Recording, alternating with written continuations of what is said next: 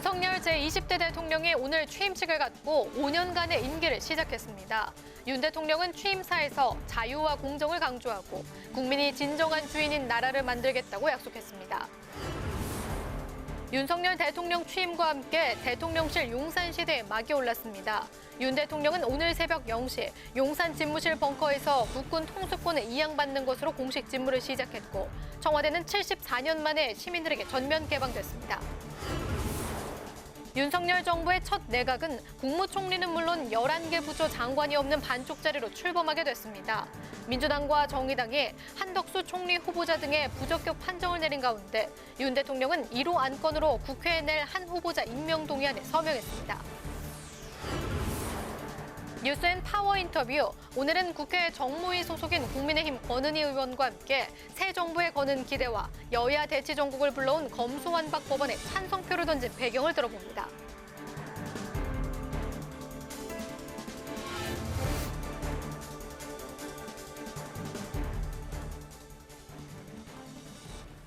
여러분 안녕하십니까? 5월 10일 의정 종합뉴스 뉴스엔 시작하겠습니다.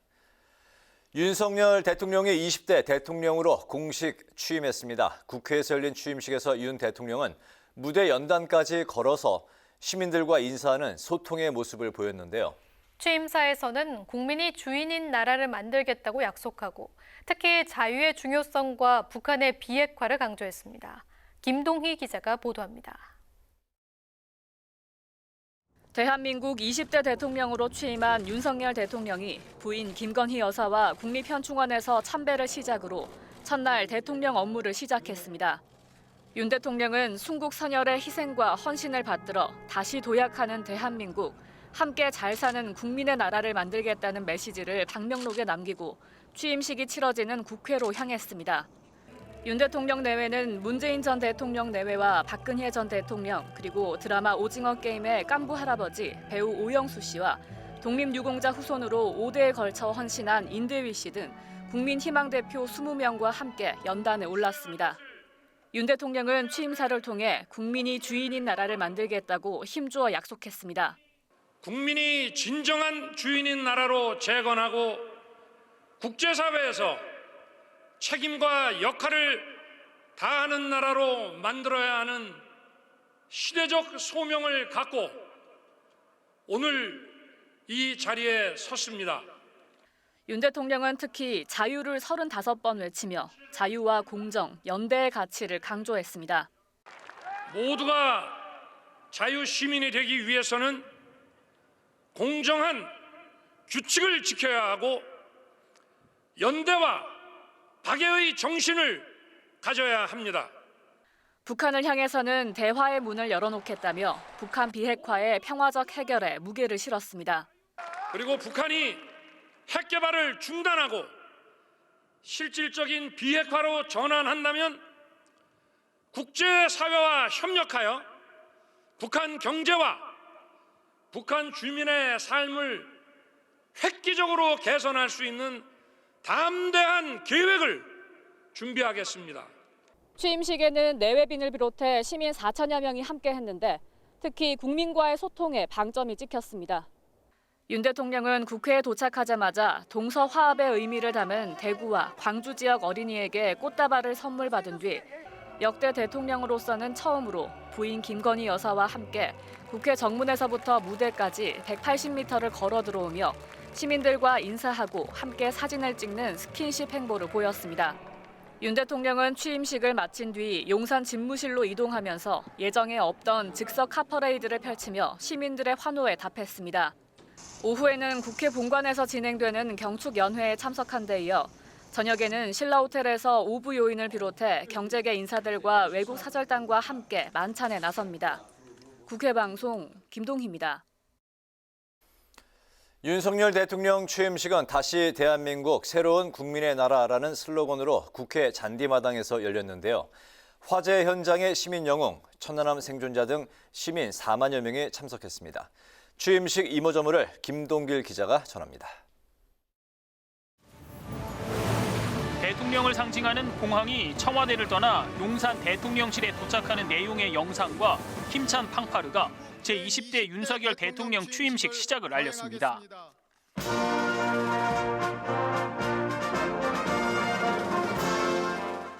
천안함 생존자 전준영 씨 등 국민 영웅 4인의 국기에 대한 경례 맹세문 낭독, 다문화 어린이들로 이뤄진 네이모 합창단의 애국가 제창에 이어 윤석열 대통령이 취임하는 순간입니다.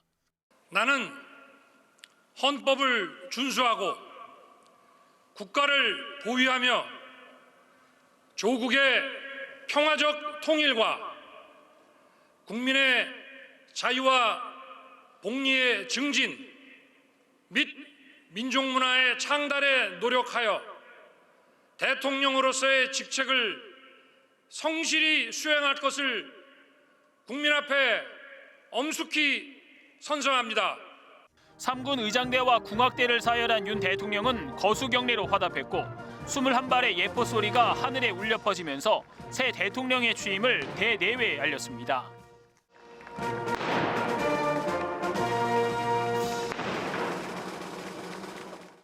취임 연설 후에는 74년 만에 국민에게 열리는 청와대 개방 현장 상황이 실시간으로 이원 생중계돼 새로운 용산 시대를 실감케 했습니다. 이어서 유네스코 인류 무형 유산에 등재된 국민 모두가 함께 부를 수 있는 아리랑 등 축하 공연이 펼쳐지면서 취임식 분위기는 절정에 이르렀습니다. 이후 윤 대통령은 단상 아래까지 내려와 시민으로 돌아가는 문재인 전 대통령을 환송하면서 임무교대를 마쳤고 박근혜 전 대통령도 배웅했습니다. 윤 대통령은 취임식이 끝난 뒤 국회 출입문까지 걸어서 이동하며 참석자들에게 감사의 인사를 건넸습니다. 국회 방송 김동길입니다. 윤석열 대통령이 오늘 취임하면서 용산 시대를 맞게 됐습니다. 오늘 새벽 국군 통수권을 이양받으며 임기를 시작한 윤 대통령은 서울 용산 집무실에서 공식 첫 직무를 시작했습니다. 용산 시대가 시작하면서 청와대는 74년 만에 시민들에게 전면 개방됐습니다. 보도에 태윤영 기자입니다. 청와대 공간의 폐쇄성을 벗어나 늘 국민과 소통하면서 국민의 뜻을 제대로 받들고자 약속드린 것입니다. 국민과의 소통을 약속하며 용산 집무실 이전 계획을 발표한 윤석열 대통령. 오늘 새벽 0시 합동 참모본부의 보고를 받는 것으로 서울 용산 집무실에서의 공식 첫 업무를 시작했습니다. 취임식을 마친 윤석열 대통령은 용산 집무실 첫 행사로 미중일 외교사절단을 잇따라 접견했습니다. 대통령 주 집무실은 정비공사를 마치고 다음 달 중순 2층에 마련되고 당분간 윤 대통령은 5층 보조집무실에서 업무를 보게 됩니다. 대통령실 수석들의 업무 공간은 3층에 4층부터 10층까지는 비서실과 경호처 사무실이 갖춰집니다. 기자실과 브리핑룸은 소통폭을 넓히겠다는 윤 대통령의 의지를 반영해 1층에 마련되고 국민 누구나 쉽게 집무실을 볼 수 있도록 주변 부지는 시민공원으로 조성될 계획입니다. 윤 대통령은 용산 관저 정비가 마무리될 때까지 한 달여간 자택인 서초동에서 출퇴근할 예정입니다. 용산 시대가 열리면서 청와대는 74년 만에 국민품으로 가게 됐습니다. 전면 개방 첫날 사전 예약을 마친 관람객 2만 6천여 명은 본관을 비롯해 영빈관과 대통령 관저 등 청와대 곳곳을 자유롭게 둘러봤습니다. 청와대 뒤편 북악산 등산로도 공개돼 시민들의 발걸음이 이어졌습니다. 일단 22일까지 사전 예약자를 한해 1차로 청와대 개방이 이뤄지고 추후에는 혼잡도 등을 고려해 관람 계획이 확정될 예정입니다. 청와대 개방에 맞춰 근처 경복궁역과 광화문역에 정차하는 지하철 12대가 추가 투입됐고 인근 시내버스도 1개 노선이 신설됐습니다. 국회방송 태윤영입니다. 윤석열 정부 출범 당일인 오늘까지 한덕수 국무총리 후보자의 국회 인준이 마무리되지 못했는데요. 18명의 장관 후보자의 경우 보고서가 채택된 사람이 7명에 불과해 윤 정부 초대 내각은 반쪽으로 출범하게 됐습니다. 윤 대통령이 한덕수 후보자 임명 동의안을 결재하면서 이제 본회의 표결만 남겨뒀는데요. 여야 기싸움은 한층 가열되고 있습니다. 홍예진 기자가 정리했습니다. 윤석열 초대 내각이 결국 국무총리는 물론 11개 부처 장관이 없는 상태에서 출범했습니다. 한덕수 국무총리 후보자의 경우 민주당이 반대하면서 인준 절차가 표류하고 있는데 국민의힘은 발목 잡기라며 강력 반발하고 있습니다. 특히 국민의힘은 민주당이 낙마 리스트에 올린 5명의 장관 후보자와 국회 인준이 필요한 한덕수 후보자를 연계시키고 있다고 비판하고 있는데 노무현 정부 때 총리인데 왜 윤석열 정부의 총리가 안 됐냐에 대해서 답변을 못하고 있습니다. 다 정권을 떠나서 능력을 인정받은 분이 한덕수 총리 후보자인데 거기에 대해서 동의를 안 해준다 그런다면 결국 발목 잡기밖에 안 되는 거고. 민주당은 흥정은 말도 안 된다고 반박하고 국회법에 따라 인준 표결 절차에 나서면 될 일이라고 맞서고 있습니다. 저희는 이 정치적 거래 성격으로 총리 인준을 고민한 적이 초도 없습니다. 총리 후보자는 총리 후보자고 부적격한 장관 후보자는 장관 후보자들입니다. 이런 가운데 윤석열 대통령이 취임 1호 법안으로 한덕수 후보자 임명 동의안에 서명해 정면 돌파 의지를 보였습니다. 표류하는 건 총리 후보자 인준만이 아닙니다. 18개 부처 장관 후보자의 경우 14명이 청문회를 마쳤지만 이 중 보고서가 채택된 사람은 추경호 경제부총리 등 7명뿐입니다. 민주당은 정호영, 원희룡 등 5명에 대해 부적격 판단을 내리며 거듭 자진 사퇴를 촉구하고 있는데 특히 오늘 새벽 청문회를 마친 한동훈 후보자에 대해선 공세 수위를 바짝 끌어올리고 있습니다. 딸 스펙과 관련해 갖가지 편법이 드러났고 대통령 최측근으로 검찰 장악 등의 우려가 있다며 윤 대통령이 임명을 강행해선 안 된다는 겁니다. 반면 국민의힘은 한 후보자 청문회에 대해 결정적 한방은커녕 약간의 충격을 주는 것도 없었다고 엄호했습니다. 윤 대통령은 한동훈 후보자를 비롯해 민주당이 낙마 리스트에 올린 5명에 대해서도 임명을 강행할 것이라는 전망이 나오고 있습니다. 실제 임명으로 이어질 경우 민주당은 총리 인준에 협조하기 어렵다는 기류가 읽히면서 윤석열 정부 출범 초부터 여야는 물론 정부와 거대 야당 사이에 치열한 기싸움이 불가피해 보입니다. 국회방송 홍혜진입니다. 오늘 공식 출범한 윤석열 정부는 소상공인 피해 지원을 위한 추가 경정 예산안 작업에 속도를 내고 있습니다. 추경안 규모는 30조 원 중반이 될 것으로 보이고 이르면 모레 국회에 제출할 예정입니다. 추경안 심사 과정에서는 차등 지급 문제와 한국판 뉴딜 예산 구조 조정 등을 놓고 여야 공방이 예상됩니다. 김희연 기자가 보도합니다. 코로나19로 피해를 입은 소상공인과 자영업자 지원을 위한 추가 경정 예산은 30조 원 중반 규모가 될 것으로 예상됩니다. 추경호 기획재정부 장관은 지난 2일 청문회에서 추경안 규모는 30조 원 이상이 될 것이라고 밝혔습니다. 앞서 인수위는 지난 2년 동안 방역 조치로 인한 손실 규모를 54조 원으로 추정했는데 이번 추경에서는 문재인 정부에서 지원했던 35조 원을 제외하고 약 19조 원의 피해 지원금이 담길 것으로 전망됩니다. 30조대 추경안에서 19조 원의 피해 지원금을 제외한 나머지는 금융과 취약계층 지원 등에 쓰일 예정입니다. 구체적으로는 소상공인이 제2금융권에서 받은 고금리 대출을 은행 대출로 전환해 금리 부담을 낮추고 프리랜서와 특수형태 근로종사자 등을 위한 지원과 저소득층의 2인 가구 기준 월 20만 원 정도의 현금성 소비 쿠폰 지급 방안이 담길 것으로 보입니다. 피해 지원금은 업체 규모와 피해 정도에 따라 차등 지급될 예정인데 민주당이 반발하면서 심사에 난항이 예상됩니다. 당초 윤 대통령이 문재인 정부에서 소상공인에게 지원했던 400만 원에 600만 원을 더해 최대 1,000만 원까지 일괄 지원하는 것처럼 공약해놓고 차등 지급을 발표하면서 소상공인들을 기만했다고 비판했습니다. 만약에 이렇게 해석을 한다 그러면 허위 과장 광고로 물건 팔고 소비자가 항의하니까 근데 언제 그랬냐 그런 거랑 똑같은 거예요. 당선인께서 국민들께 약속한 부분 충실히 이행하는 방향으로 지금 작업을 하고 있다. 문제는 재원 마련입니다.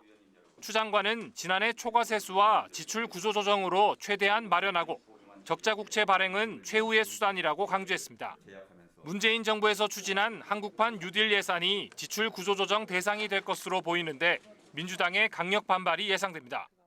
예산 삭감 문제로 충돌하면 여소야대인 상황에서 추경안 통과가 어렵기 때문에 어느 정도 적자 국채 발행을 하면서 재원 마련 협의가 이루어질 것으로 전망됩니다.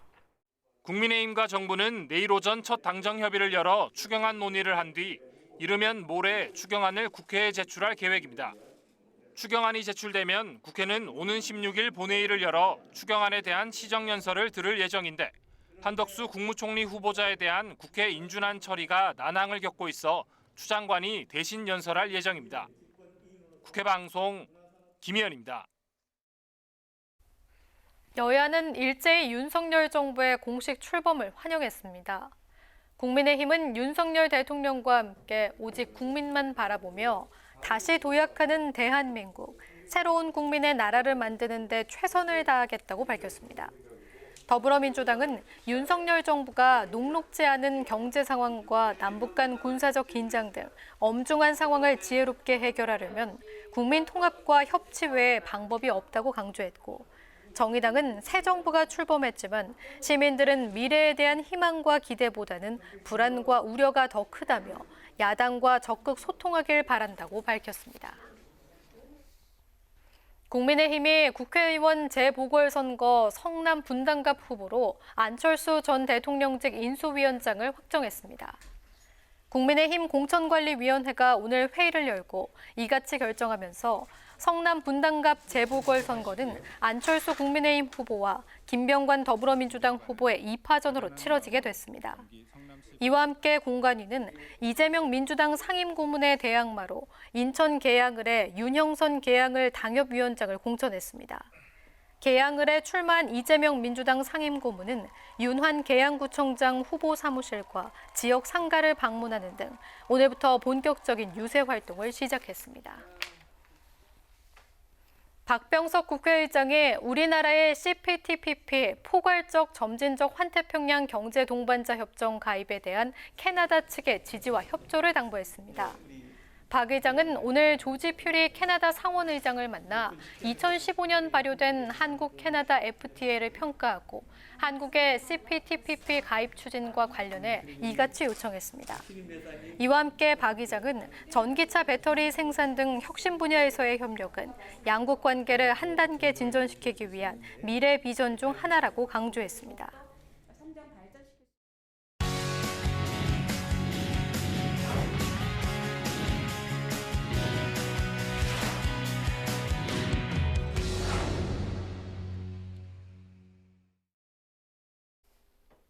네, 오늘 이슈 분석 강민지 기자와 함께합니다. 강민지 기자, 어서 오세요. 안녕하세요. 네, 윤석열 대통령이 오늘 제20대 대통령으로서 임기를 시작을 했는데 국회에서 취임식이 열렸죠. 이렇게 우리가 대통령 취임식을 본 게 9년 만이라고요? 네, 앞서 문재인 전 대통령은 탄핵 정국 속에서 당선이 됐기 때문에 대선 이튿날 바로 취임식을 열었습니다. 네. 인수위도 따로 없었기 때문에 이 대규모 취임식은 열지 못하고 국회 로텐더홀에서 약식으로 치러졌습니다. 네. 때문에 오늘 같은 대규모 취임식은 박근혜 전 대통령 취임식인 2013년 2월 이후 9년 만인 겁니다. 네, 영상을 보니까 윤석열 대통령이 직접 그 단상까지 걸어가던데 이게 그 윤 대통령 본인의 생각이라고요? 네, 취임식 준비위원회에 따르면 윤석열 대통령이 취임식 준비 과정에서 소통을 강조했다고 합니다. 네. 네, 국민들과 스킨십하고 소통할 수 있도록 직접 차에서 하차에 정문까지 걸어간 건데요. 무대에서 약 180m 정도가 되는 거리입니다. 윤 대통령 내외가 직접 걸어 이동하면서 주먹악수하는 모습을 볼 수 있었습니다. 또 T자 형태로 본무대 앞에 살짝 낮게 돌출된 작은 무대가 있었는데요. 여기서 윤 대통령이 취임사를 연설했죠. 이 같은 무대 구성도 윤 대통령이 특별히 지시한 내용이라고 합니다. 국민과 더 가깝게 다가가고 낮게 임하겠다는 의미라고 하는데요. 원래는 객석 무대를 올리고 연단을 바닥으로 하라는 지시까지 있었는데 경우상 어렵다는 이야기를 듣고 최대한 절충한 것이라고 합니다. 네, 윤 대통령 본인의 의지, 그 의중이 오늘 그 취임식에서 여기저기 드러난 부분들이 있었는데 취임사도 그 직접 퇴고했다고 해요. 그 어떤 내용을 강조한 건가요? 네, 당초 준비위에서 준비한 취임사는 약 25분가량이었다고 합니다. 그런데 이 윤 대통령이 직접 고치면서 16분 정도로 줄어들었는데요. 이 장황하지 않고 뚜렷하고 간결하게 하는 게 낫다. 5년간 행동으로 보여주는 게 더 필요하다고 하면서 대폭 원고를 줄였다고 합니다. 네. 이 약식 취임식을 치른 문 전 대통령을 제외하면 20분 중반이었던 전직 대통령 취임사에 비해 상당히 짧은 편입니다. 취임사는 이번 정부의 국정 운영 방향을 알 수 있는 핵심이죠. 그렇죠. 취임사 키워드는 가장 많은 35번이 언급된 자유였습니다. 사회 경제적 양극화 해소를 위해 자유가 보편적 가치라는 점을 거듭 강조한 겁니다. 이 기업에 대한 규제 개혁이라든지 이 자유시장이라든지 이런 부분에 대해서 분명한 의지를 보여준 것으로 해석이 됩니다. 네, 민주주의 위기 원인으로는 다수의 힘으로 상대 의견을 억압하는 반지성주의를 꼽았는데요. 이는 국회 과반 의석을 가진 더불어민주당을 겨냥한 발언이다. 이런 해석이 나오고 있습니다. 네, 취임사에서는 또 그 첫 대북 메시지도 나왔어요. 네, 북한을 향해서 이 비핵화를 전제로 한 대화의 문을 열 수 있다. 이렇게 대통령으로서의 첫 대북 메시지를 내놨습니다. 네. 네, 북한이 핵 개발을 중단하면 북한 주민의 삶이나 경제에 대해서 이 획기적으로 개선할 수 있는 계획을 준비하겠다고 강조했는데요. 네, 문재인 정부의 한반도 비핵화가 아닌 북한의 비핵화라는 표현을 썼습니다. 네, 보수 진영 일각에서 문제 제기해온 남과 북 모두의 한반도 비핵화가 아닌 북한의 비핵화 이런 표현을 쓰면서 차별점을 드러내겠다는 것으로 해석이 됩니다. 네, 이를 미루어 볼 때 윤석열 정부의 대북 기조는 상당히 강경할 것으로 전망되고 있습니다. 네. 국회 주변에 오늘 그 취임식을 이제 보러 온 국민들을 북새통을 이뤘는데 약 그 4만여 명 이상이 운집을 했다고요? 네, 우선 준비위에서 공식 초청한 규모가 4만 1,000명입니다. 네. 네, 일반 국민이 신청해 추첨한 2만 4천 명, 그 외 감동 이야기를 가진 인사, 또 그리고 각계 대표, 외국 동포 등이 참석했는데요. 단상위에는 정치권 인사들과 외국 사절단 등이 자리했습니다. 20대 대통령인 만큼 국민 대표 20명과 직접 단상에 오르기도 했는데 이 오징어 게임 깐부 할아버지로 알려진 배우 오영수 씨, 그리고 독립유공자 후손으로 귀화해 5대에 걸쳐 헌신한 데이비드 린튼 씨, 아파트 공사 현장에서 5명을 구한 윤종혁 소방관 등이 참석했습니다. 네, 여러 인사들이 이제 참석을 했는데 아무래도 그 눈에 가장 많이 띄었던 게 박근혜 전 대통령의 참석이었던 것 같아요. 네, 아무래도 이 국정농단 사건으로 얽힌 윤석열 대통령과 박근혜 전 대통령의 관계 때문에 많은 네. 사람들의 관심이 쏠렸습니다. 네, 이를 의식한 듯 윤 대통령 지난달 박근혜 전 대통령 대구 사저를 직접 찾아 취임식에 초청을 했는데요. 이 박 전 대통령이 취임식에 응하면서 문재인, 박근혜, 윤석열 이 세 전직 현직 대통령이 한자리에 모이는 이례적인 모습이 연출됐습니다. 또 행사 전엔 문 전 대통령과 박 전 대통령이 악수하는 장면이 잠깐 포착되기도 했습니다. 네, 또 이제 해외 국빈들도 이제 참석을 했는데 그 미중일 이 3국 국빈 참석은 어떻게 해석이 되고 있습니까? 네, 먼저 이 미국의 경우 세컨드 젠틀맨인 미국 해리스 부통령의 남편이 단장으로 이 사절단을 보냈는데요. 네. 이는 미국의 첫 한미 정상회담이 임박한 상황을 고려할 때 국무장관이나 국가안보보좌관을 보내는 대신 세컨드 젠틀맨을 보내서 친성과 우호 메시지에 무게를 둔 것으로 보입니다. 중국은 시진핑 주석 측근으로 알려진 왕치산 부주석이 자리했는데요. 그동안 한국 대통령 취임식엔 부총리급이 파견됐습니다. 그런데 이번엔 부총리보다 한 단계 높은 국가 부주석이 참석을 한 건데 이는 산연임이 확실한 시진핑 주석이 미국과의 전략 경쟁 속에 한국의 중요성을 강조하고 중국의 메시지를 확실하게 전달하기 위한 것이란 분석이 나옵니다. 네, 일본에선 히야시 외무성이 기시다 총리의 친서를 가지고 참석했는데요. 네. 외무상이 한국을 찾은 건 4년 만입니다. 그렇군요. 네, 현직 총리가 대통령 취임식에 참석을 한 적은 있지만 현재 한일 관계로 봤을 때 외무상이 참석한 것도 이 작지 않은 의미라고 보고 있습니다. 그렇군요. 네, 오늘 이슈 분석은 대통령 취임식을 중심으로 살펴봤습니다. 강민지 기자 수고했습니다.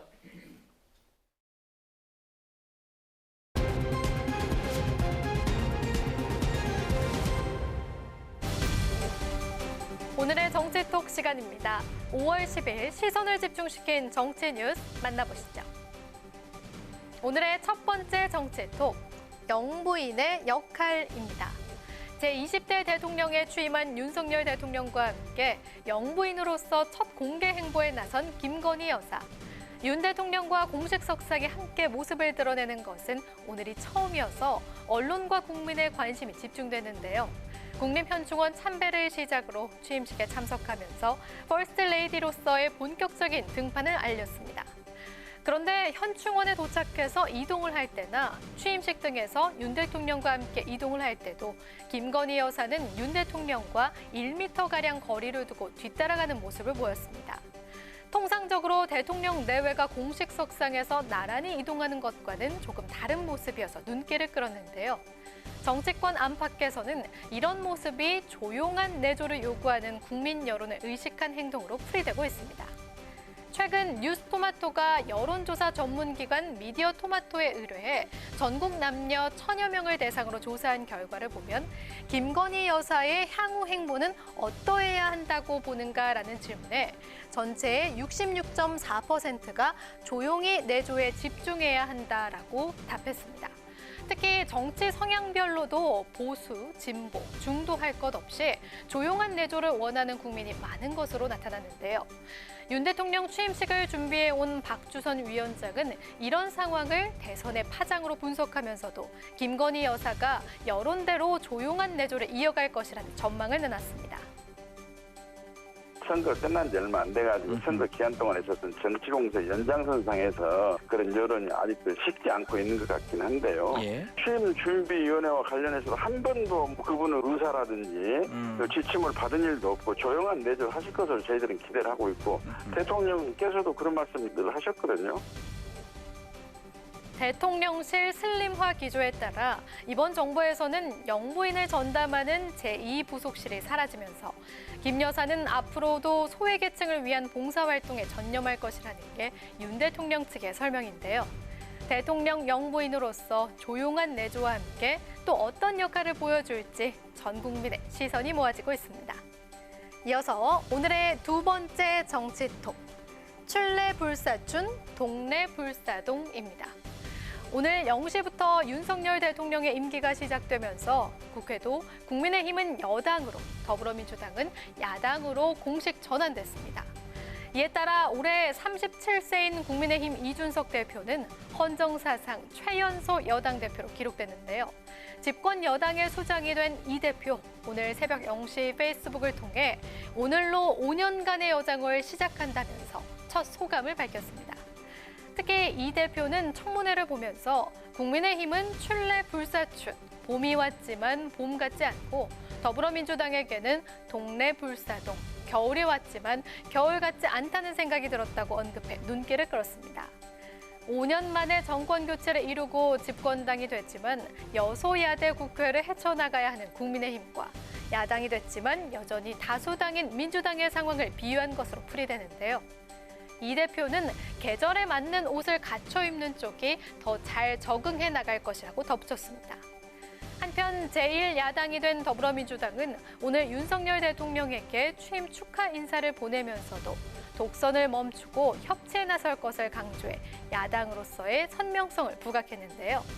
박홍근 원내대표는 페이스북을 통해 상생의 국정을 펼치는 윤석열 정부 5년이 되기를 소망한다면서 민주당도 정부와 여당이 바르게 가도록 견제하는 야당의 사명을 다하면서 국민과 국익을 위해 협력을 아끼지 않겠다고 밝혔습니다.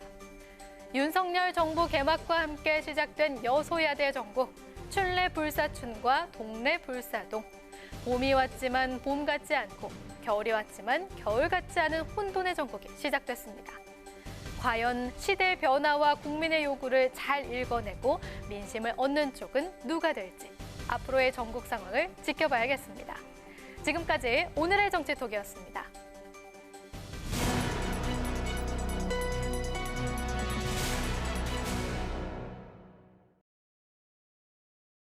네, 윤석열 대통령의 오늘 취임과 함께 정치권도 공식적인 여소야대 정국으로 재편됐습니다.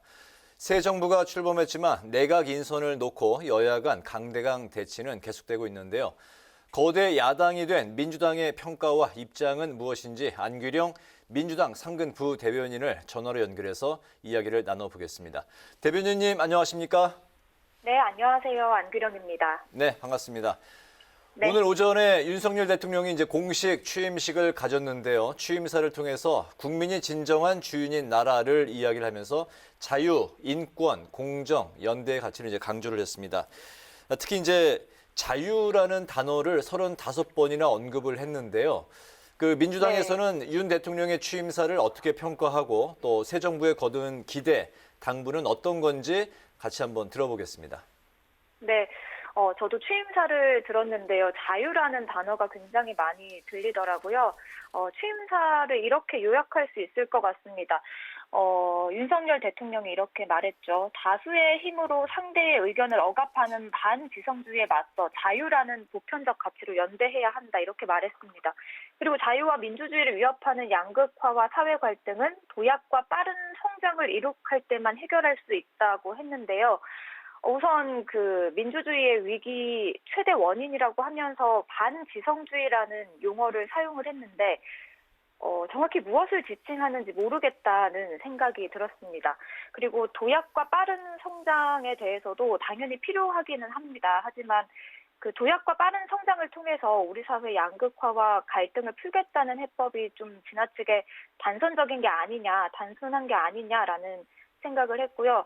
전체적으로 아쉬웠던 건 대한민국의 큰 방향이나 국민의 삶에 대한 해법이 좀 보이지 않았던 것 같습니다. 그게 아쉬웠고요. 그동안 그 윤석열 대통령이 강조해왔던 공정은 보니까 자유라는 단어를 굉장히 많이 사용한 반면에 3차례 정도 언급을 했더라고요. 그리고 통합이나 소통, 상식, 원칙이라는 단어는 한 차례도 언급을 하지 않았습니다. 집무실을 이전하겠다면서 국민 소통을 강조해왔는데 소통이나 통합을 강조하지 않은 면이 좀 아쉽다는 생각이 들었고요.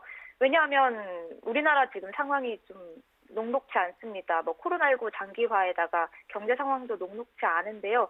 이 상황을 잘 풀어가려면 국민의 마음을 하나로 모으는 통합의 국정 운영이 필요한데 그 부분이 좀 빠져 있었던 것 같아서 아쉽다는 생각을 했습니다. 실제로도 여론조사에서도 윤석열 대통령의 리더십에 대한 국민 불안이 적지 않은 걸로 수치가 나오고 있잖아요. 그렇기 때문에 더더욱 국민 통합과 협치가 중요한 상황인데 오늘 취임사에서는 그게 좀 드러나지 않아서 앞으로 국정 운영을 할 때 그 부분을 보여준다면 좋지 않을까. 그리고 그렇게 되기를 좀 바라고 있습니다. 그래서 이제 민주당은 그 윤석열 대통령이 국민 통합이나 협치의 길로 나선다면 적극적으로 협력을 할 거고요. 또 국민과의 약속, 대선 과정에서 얘기했던 공약들을 꼭 지키는 대통령이 되기를 바랍니다. 네. 오늘 이렇게 새 대통령이 취임했지만 윤석열 정부의 1기 내각 결국 반쪽 출발하게 됐습니다. 윤 대통령은 그래서 1호 안건으로 한덕수 국무총리 후보자 임명 동의안을 오늘 국회에 제출을 했고요. 또 논란이 됐던 정호영 보건복지부 장관 후보자 등에 대한 임명 강행 기류도 지금 현재 읽히고 있는데요. 여기에 대한 민주당의 입장은 어떤가요? 네, 윤석열 정부의 총리는 한덕수뿐이다라고 말했지 않습니까? 그래서 오늘 1호 결재안으로 그렇게 했는데요. 민주당은 일단은 정해진 법률에 따라 결정하겠다는 입장입니다. 국회가 앞서 한덕수 후보자에 대해서 국민 눈높이에 맞는 총리 후보자인지 총리 업무를 잘 수행할 수 있을지 인사청문회를 진행하지 않았습니까? 거기에서 이제 드러난 부적격 사유가 있었지만 윤석열 대통령이 부적격 사유가 문제 없다는 듯이 이제 임명 동의안을 국회에 제출을 했으니까요. 이제 여기서 민주당은 앞으로 정해진 법률에 따라서 인준 표결 본회의 일정을 결정하고 그다음에 당내 의원총회를 거쳐서 동의 여부에 대한 입장을 결정할 계획입니다. 하지만 그 시급한 업무를 해야 되는 장관들을 고려해서 기재부나 환경부, 고용노동부, 과기부 장관 후보자들의 인사청문 보고서는 채택을 했거든요. 하지만 국민이 납득할 수 없는 문제를 가지고 있는 후보자를 검증해야 하는 일이 바로 국회고 또 이제 민주당이 해야 할 일인데 앞서 이제 인수위가 부실 검증으로 이렇게 문제가 있는 후보자들을 내지 않았다면 이렇게 국정의 발목을 스스로 잡지 않았을 텐데 하는 아쉬움이 있고요. 정호영 후보자도 마찬가지고 무조건적인 채택을 요구하는 건 국민에 대한 도리나 국민을 생각하는 자세도 아니라고 생각을 합니다. 네. 오늘 새벽에 이제 청문회가 종료된 한동훈 법무부 장관 후보자의 인사청문 경과 보고서도 채택이 되지 않았는데 여기에 대해서 이제 국민의힘에서는 결정적 한방은커녕 약간의 충격을 주지도 못했다 이러면서 한 후보자 의혹에 대한 민주당의 공세를 비판을 위한 비판이라고 이제 평가를 했는데요. 여기에 대한 그 민주당 평가와 만약 윤 대통령이 임명을 강행할 경우 계획이 어떤지 들어보겠습니다. 네, 저도 인터뷰를 봤는데 특히 권성동 원내대표가 그 부모의 재력에 따라서 교육을 받는 수준의 차이가 나는 것은 분명하지만 그것은 장관으로서의 결격 사유는 될 수 없다고 이야기를 했더라고요. 그러면서 한동훈 후보자에게 제기된 그 자녀 입시 찬스 의혹을 옹호하는 모습을 보였는데요. 한동훈 후보자는 공정과 정의를 내세워야 하는 법무부 장관 후보자입니다. 당연히 검증을 받아야죠. 특히나 어제 청문회를 통해서는 그 자녀의 외국 대학 입시를 위한 스펙 쌓기 정황들이 많이 드러났습니다. 상식과 윤리에 어긋나는 일이죠. 하지만 한동훈 후보자는 입시에 사용된 사실이 없기 때문에 의혹을 부인을 했는데요. 아직 범죄가 완성되지 않았으니까 문제가 되지 않는다는 태도 같아 보여서 좀 아쉬웠고 제대로 된 해명이 아니라고 생각을 했습니다. 그리고 한동훈 후보자의 경우에는 뭐 자녀의 그 입시 의혹 외에도 위장 전입이나 농지법 위반, 부모 찬스 논란까지 논란이 불거진 게 한두 개가 아닌데 이게 왜 비판을 위한 비판인지 모르겠습니다. 발목 잡기도 아니고요. 당연히 뭐 부모 찬스나 허위, 과장, 변칙 이런 불공정한 방식이 동원됐는지 당연히 고위공직자를 하려면 검증을 받아야 되는 거고요. 그리고 이건 이제 윤석열 대통령이 검찰총장 시절 높여왔던 기준이라고 생각을 합니다. 그렇기 때문에 당연히 윤석열 정부의 인사들도 그렇게 이제 검증을 받아야 된다고 생각을 하고요. 만약에 한동훈 후보자가 이 문제를 털고 가지 못한다면 앞으로 만인에게 평등해야 할 법을 이제 다루는 법무부 장관으로서 자격이 없다고 생각을 합니다. 그리고 만약에 임명을 이제 강행을 한다면 차기 정부의 신뢰는 아마 시작부터 좀 추락하지 않을까. 대대적인 국민적인 심판이 있을 거라고 생각합니다. 네. 네, 알겠습니다. 오늘 여기까지 이야기 나누겠습니다. 오늘 말씀 잘 들었습니다. 예, 감사합니다. 대통령 윤석열.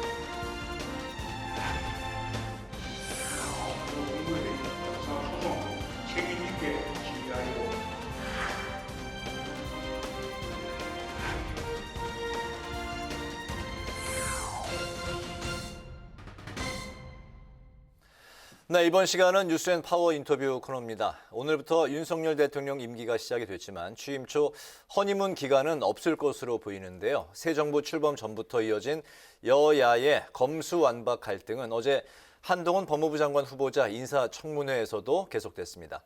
여야의 강대강 대치 전국 해법은 없을지 오늘은 국민의힘에서 유일하게 검수완박 찬성표를 던졌던 권은희 의원과 함께 관련 이야기를 짚어보겠습니다. 의원님 어서 오십시오. 반갑습니다. 네, 어서 오세요. 안녕하십니까. 네네.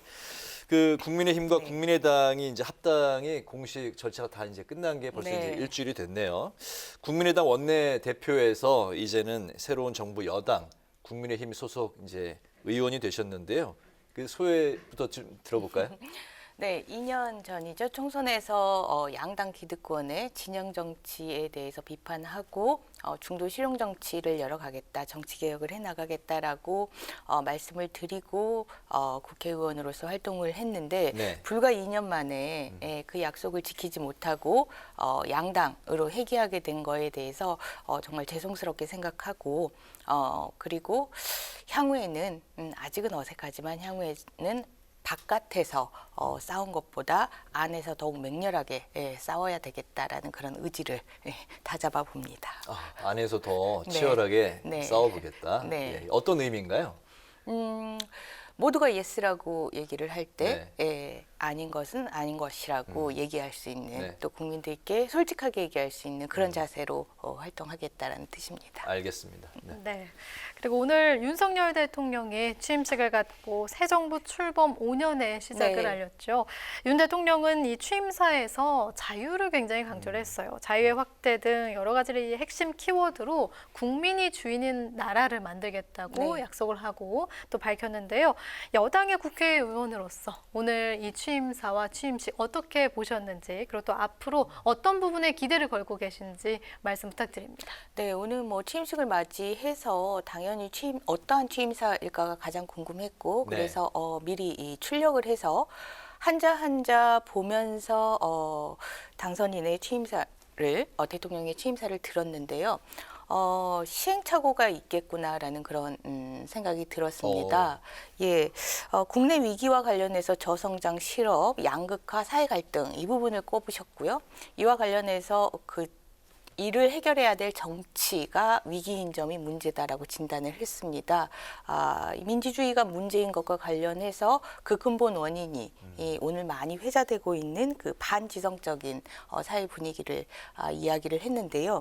그런데 이 과학과 진실에 기반해야 된다라는 말은 맞지만 통합과 중재의 최종 책임자, 국정의 주재자로서의 대통령의 태도는 과학과 진실에 기반할 수 있는 다양한 견해들에 대해서 존중하고 그중에서 보다 올바른 방향성을 찾아보자고 하는 노력, 그리고 보다 우선순위가 무엇인지 함께 논의해보자고 하는 그런 노력들을 하셔야 되는데 본인이 과학과 진실에 기반한 어떠한 판단을 할 테니 이와 다른 견해들은 과학과 진실에 부합하지 않는 것이 있는지 살펴봐라라는 그런 태도인 것 같아서 네. 좀 시행착오가 있지 않을까 그런 생각들을 했고요. 또 하나 또 우리 국내 문제 해결과 관련해서 빠른 성장을 얘기를 하셨습니다. 이 양극화의 문제로 빠른 성장을 얘기를 했는데 이 양극화가 사실은 성장의 그늘이거든요. 근데 그 성장의 그늘인 양극화를 해결하기 위해서 빠른 성장을 해야 되고 빠른 성장은 결국은 4차 산업혁명의 기술에 의존해야 되는 건데 우리 모두 다 알고 있다시피 4차 산업혁명의 기술은 더 독점화된 시장 체계를 만듭니다. 더 양극화를 심화시키는 그러한 특성이 있습니다. 그래서 네. 양극화에 대해서 이렇게 빠른 성장을 얘기하는 거는 양극화를 보다 악화시키는 그러한 방법인데 이에 대한 문제의식이 전혀 없으시다 이런 생각이 들어서 좀 시행착오가 있겠구나라는 생각이 들고 이 시행착오를 최대한 겪지 않도록 하는 그런 노력들을 제가 더 열심히 경주해야 되겠구나 그런 생각도 했습니다. 네. 정말 그 여당 안에서 할 말씀은 앞으로도 다 하실 것처럼 네, 할 그렇게 말 보입니다. 많습니다. 네.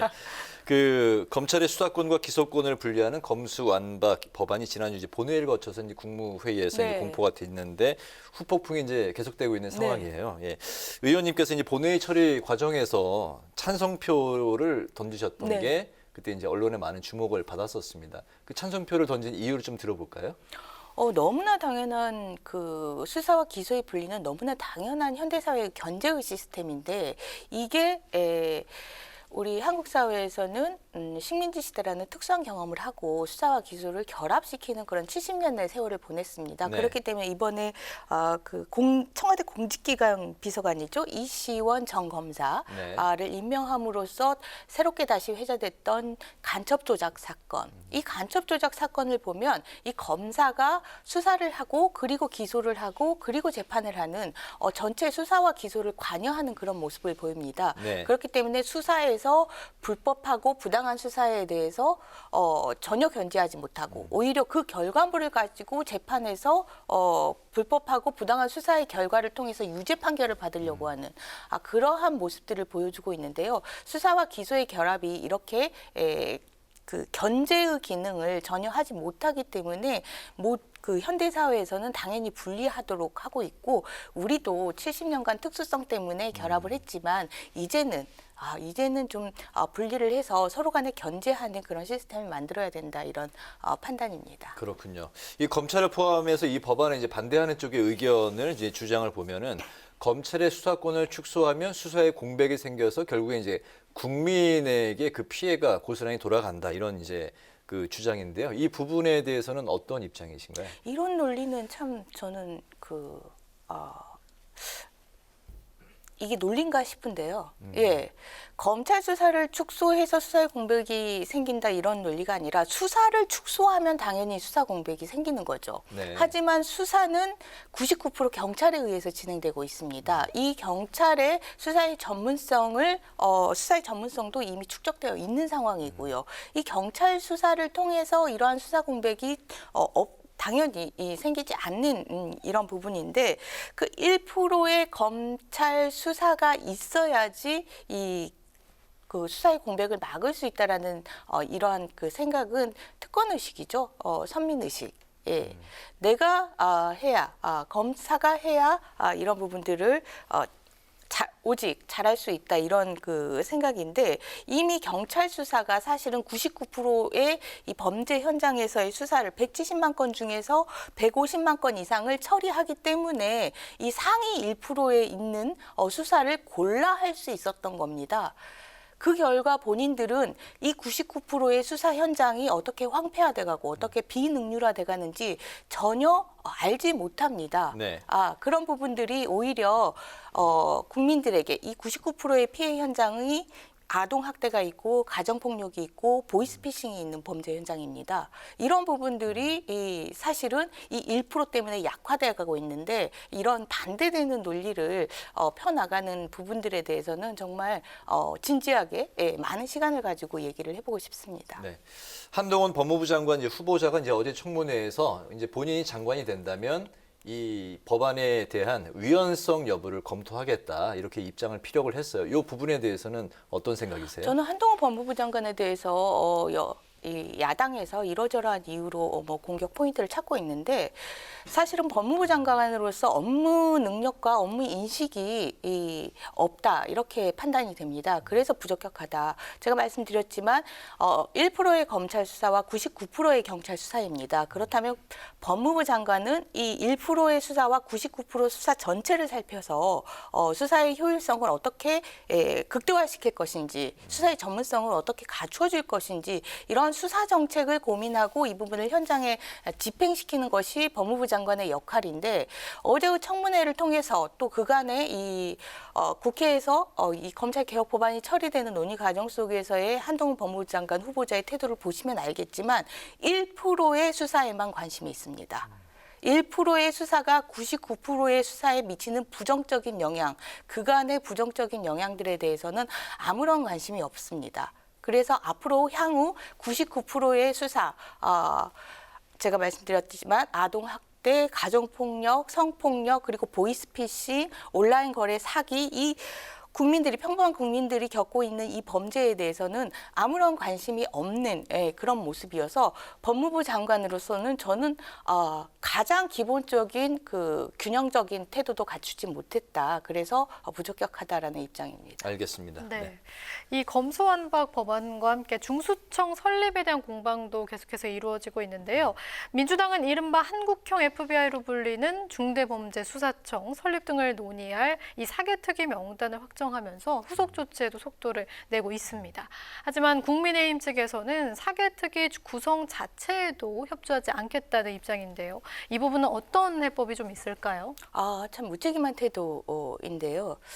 제가 70년 동안 수사와 기소가 분리되면서 99%의 수사 현장이 약화됐다라고 말씀을 드렸습니다. 이 수사 현장의 약화는 그대로 국민들의 피해인 것이고요. 그 아동학대도 말씀드렸지만 그 피해 입은 아동을 분리 수용을 해야 되는데 분리해서 보호를 해야 되는데 이 분리해서 보호할 시설이 처음에 없었습니다. 그렇기 때문에 분리보호가 현장에서 제대로 되지 않았던 그런 부분들이 있는데 이런 부분들을 살펴야 되는 것이 바로 수사정책이고 이런 수사정책을 살펴야 되는 것이 바로 사개특위 논의인데 이런 부분들에 대해서 전혀 살피지 않겠다라는 그런 무책임한 태도이고 이제라도 좀 더 책임 있는 특히나 이제 여당이 됐으니 무한 책임이 있지 않습니까? 책임 있는 자세로 얼른 돌아오시길 바랍니다. 네. 네, 그러면 끝으로 앞으로 입법 활동과 의정 활동에서의 목표와 계획 어떻게 세우고 계신지 마지막으로 한 말씀 부탁드리겠습니다. 네, 처음 인터뷰에서 말씀드렸다시피 해야 할 이야기 그리고 모두가 예스라고 했을 때 아닌 거는 아니라고 하는 그런 활동들을 펼치겠고요. 특히 제가 전문적인 전문적으로 잘 알고 있는 이 수사와 관련된 부분에 있어서 실제 국민들이 범죄로부터 안전할 수 있는 그러한 수사 체계를 꾸리는 데 있어서 실무적인 노력들을 하고 싶습니다. 네, 알겠습니다.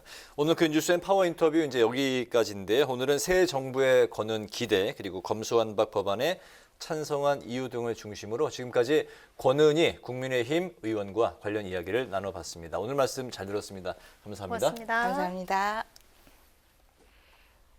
내일은 전국이 대체로 흐리겠고 제주도에는 새벽까지 빗방울이 떨어지는 곳이 있겠습니다. 낮 기온은 서울 23도로 중부지방은 오늘보다 조금 낮겠는데요. 남부지방은 대구가 26도 안팎까지 오르면서 약간 덥겠습니다. 일교차는 계속 크게 벌어질 것으로 보이니까요. 체온 조절 잘 해주시기 바랍니다. 네, 오늘 뉴스에는 여기서 마치겠습니다. 시청해주신 여러분 고맙습니다.